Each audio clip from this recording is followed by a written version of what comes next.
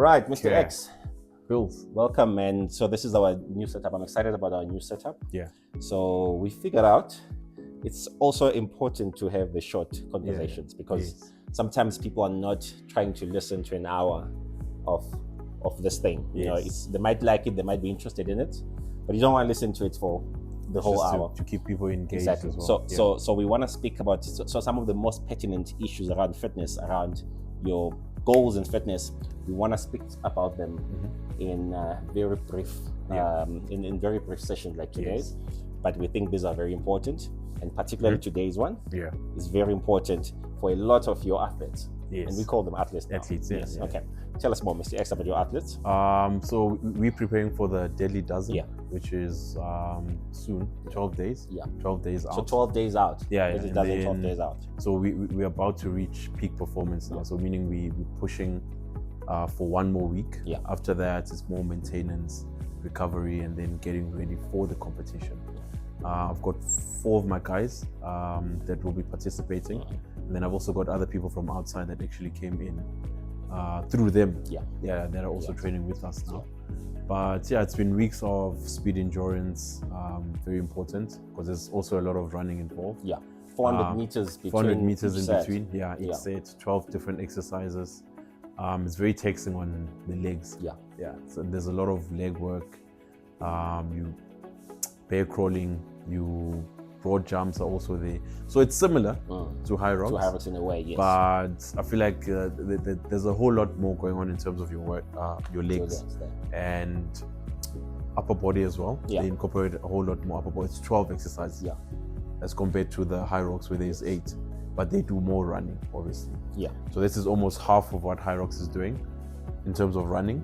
But there's more of the exercises. So we also have muscle endurance because it's a lot of reps. It's high reps. 60 reps on shoulder presses. 60 reps on the shoulder press. On a shoulder press. So 60 reps is an average person's 6 sets. So an average person would lift about 10 reps. 10 reps, exactly. For strength building. So here you are actually doing technically 6 sets. So it's very challenging. It's very challenging. Look, the weights are not heavy. But the amount of repetitions, hence the training has to be more of your muscle endurance, not strength. Okay, that's really good. So then what it means then is that when your athlete goes to the race, this is the time for them to be in their peak performance. And I'm thinking this coming week, wherever your fitness level is at, this coming week is your peak week. It's your peak week. So in a normal athletic space, high performance space, your peak week is very essential because then it determines the result that you're going to get. So let's say you're going to the Olympics. You want to go to the Olympics where your body is now synced up for its best performance. And I want you as a weekend athlete like me to also have that same mindset to say that when I go for Deadly Dozen, my body should be at its best, its possible or its potential best towards the race. And there's certain technicalities around it, and this is why this video is important today. There's certain technicalities around it which we want you to understand that it's not. I know a lot of people believe in really pushing their bodies hard, but when you do sports, there's also another important element, which is allowing the body to recover well. Recovery. So one of the challenges I had with the ladies that I've been training is they didn't want to take time off. I literally had to force them, say, listen, I need you to take time off so that when you come in for your next session, you're fully recovered. Or else you're just coming in here, we're not doing much. You're pushing, but in terms of your time is not improving. And I need your time to improve. In order for that to happen, you need to get enough sleep. You need to eat your carbs. I know a lot of ladies especially are always running away from eating carbs. So make sure you have your carbs so that you have the energy for your sessions and you get enough sleep, right? Remember, you're training to compete. So the days leading up to the competition, that last week actually, is where you maintaining and recovering. Recovery is very important. There's no point in you getting into a competition and before you even start, you're exhausted. So the peak week, which is coming soon. So your peak week for you, the weekend athlete, if you're maybe an Olympic athlete, will have like 2 weeks to sort of get to peak. Yeah. But as a weekend athlete, a week is good enough a week before your race is good enough for you to be at your peak. At your peak, yes. But what's going to allow you to peak even better for the competition day is an element we've spoken about it before. I think which we call super compensation. So that means that your body is well trained to its max, and your body has super recovered. So it's recovered beyond just its normal state. So Yeah. all the benefits of training have summed up, and your body has recovered beyond what it was before you trained. So that means your body is now well set Yes. to perform very It's well. ready and sharp. It's Yeah. in its best position to perform really well. And that principle applies to all of us, even us, the weekend athletes. So if you want to achieve that, it means then that towards the race, a week before the race, you cannot be training like you are training in the beginning. Yes. Your training has to taper down. Yes. It's more maintenance. What taper down strategies can you give your athletes? So what you can do is, if you're maintaining, you generally just need to do like 50% of your program at a high intensity, maybe even 75%, just to keep your heart rate up there and just for your body to stay sharp and stay ready. Remember, the recovery is not just about the muscles, it's also your nervous system.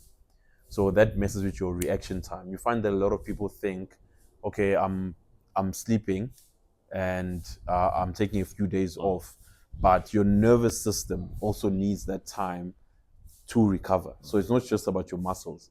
There's some people that have had instances where they're fully prepared for a competition. They've even rested well, but the reaction time is slow simply because they didn't take the time just to relax. Just relax, and you've already put in the work. There's absolutely nothing more you can do 5 days before a competition that's going to help you with the competition. Absolutely. I agree. So if you train hard before the competition, you're actually negatively affecting yourself, because then you get to the competition tired. You're tired. And you're completely unable to enjoy it. Exactly. And you put yourself at the risk of injury. Yeah. So some of these exercises that are in Desert Dozen can potentially put you at risk of injury. But because a lot of the weights are not super heavy, there's a lot of endurance that you have to sort of work with. And what happens with endurance is that fatigue becomes an important factor. Yeah. And if fatigue is there, your performance can be affected. And when your performance is affected, it means then that you are not doing the exercise the right way. And if you're not doing the exercise the right way, there's a chance that something might go wrong. Particularly some of us who are 40 and above, we get a bit tighter than usual. You then want to ensure that your body is really properly set for the activity that you're going to do. So if we speak about a tapered down session, I'm sure by the time most of your athletes have done, or maybe this 12 days out, so maybe the next 2 to 3 days, or 2 to 3 or 4 days is the only time they could do maybe like a simulated there will be one. How are you doing your simulated daily dozen? Are you doing like a full-on simulation? No, it's not a full-on. It's like I said, it's 50%. It's a timed. It's timed, obviously, and then there's expectations that are required. Obviously, we've set goals for each group. They're participating in groups, and based on that time, it sort of gives us an idea of where they're going to finish in that competition. Wonderful. Wonderful. And then let's talk about food. I'm on a weight loss program. I'm not touching carbs, but I want to do Desert Dozen. I don't want my weight to go up, at all, because I've got this tight weight goal. How do you balance that weight? I'm on a weight loss journey, but I want to perform really well, or I want to really enjoy the race. Because remember, for us, non-athletes, performing well is enjoying the race and maybe beating your time. So whatever time that you set, or whatever goal you set, that's really what matters. We're not trying to win it, because chances are that we may not. But we want to really have a good time. How do you manage that part, the eating part, with the weight loss? You will not enjoy it if you're not having your carbs. So carbs are critical. Your carbs are critical. You need the energy. It's an endurance event. You understand? And for endurance, you need all the energy that you can get. Absolutely. And in terms of people saying they want to lose weight, you won't lose weight. You will lose weight, definitely. If you're doing that amount of work and you're eating properly and you're making sure you're getting enough carbs, the weight will still go down. Body fat, let's say body fat percentage, because your muscle mass might go up. So a lot of people generally think that they're gaining weight when they see the scale going up. That's just your muscles that are capturing more water since you're working out a bit more. That's a good thing. That's where we start focusing more on centimeters, you know. So look, your weight will shift up and down. That's still okay. It's muscle, which is ideally what we want. We want you to lose the body fat and to get more muscle. So I think people should also move away from the scale a bit more and just focus on the performance and how you feel, you know, how you feel and are the centimeters actually going down. I think if you can focus on those three things, you're in a good place. Important. Yeah. Carbs are also a recovery food. Yes. You want to pump that glycogen in your muscle storage, the glycogen storage. Because full-on glycogen is probably what you're going to use the most. Yeah. In the competition. Yes, you'll have an eating regime in between your exercises. I'm hoping that part of the training that you have also kind of sort of aligns with an eating regime, because you want to know what may not mess up your stomach when you are training. So so professional athletes, when you train, you'll normally also eat what you're going to eat on competition day. So in the next week or so, find out what's comfortable with your stomach that you can, when you train, you can sip on, you can suck on. It could be a gel, it could be what powders. You can eat before you go in for the competition. Yeah. So that it doesn't affect your stomach or your ability to perform at your best. Absolutely. So one of the things that a lot of people experience when they're running is that you think you're fine, and then you start running, and then you need to go, and suddenly there's a number 2 from nowhere. That is the worst. So make sure remember it's time based. Make sure that all those things are kind of sorted. Yeah. You know, before the race, you want to ensure that whatever you've eaten is something that you know is comfortable for your stomach. You don't want to upset your stomach, and then now you don't enjoy the race because you have to run. Don't try new stuff the night before. That's a you need to have a routine that your body is used to. Absolutely. Don't now go drinking stuff that your friend gave to you. Say, drink this before the race. That's a big mistake. It's a big mistake. Yeah, it's a big mistake. Yeah. No, that's good. Sleep? Yeah, the usual. The usual. Get your 8 hours, 7 to 8 hours. Very important. Yeah, recover.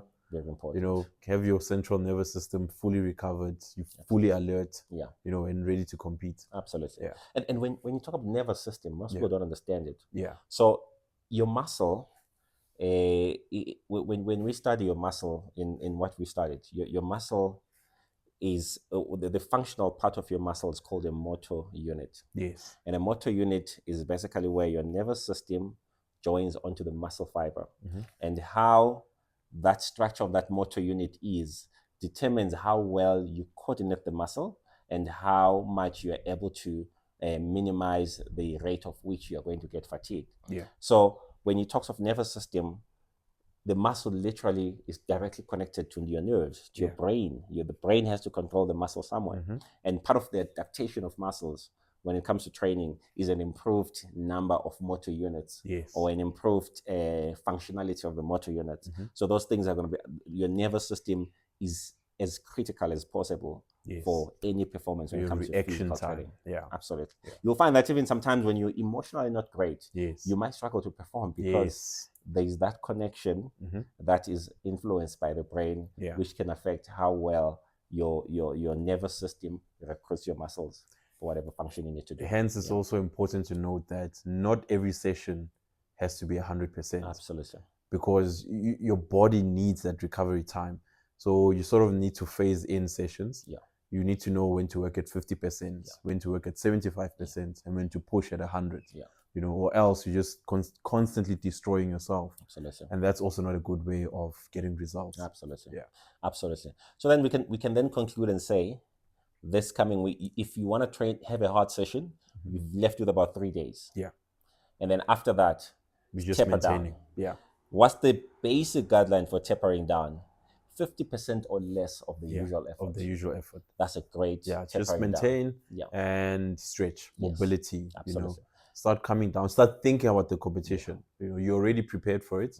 Now it's just more preparing your mind to compete. Absolutely. And eat and enjoy food. Yeah.